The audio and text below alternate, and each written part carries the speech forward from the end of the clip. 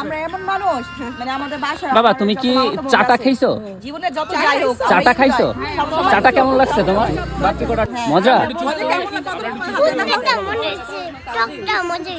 চকটাও মজা হয়েছে। আর ফুচকাটা কেমন লাগছে? আমি ঝালই পছন্দ করি। তুমি ঝালই পছন্দ করো? তোমাকে তো ঝালই দেওয়া হয়েছে। তো ফুচকা ভালো লাগছে? হ্যাঁ।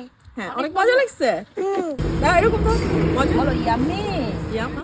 তুমি বলো চা বাবা কেমন লাগছে? তোমার কেমন লাগলো? আমার হ্যাঁ চা কেমন লাগছে? চা হ্যাঁ অনেক ভালো লাগছে।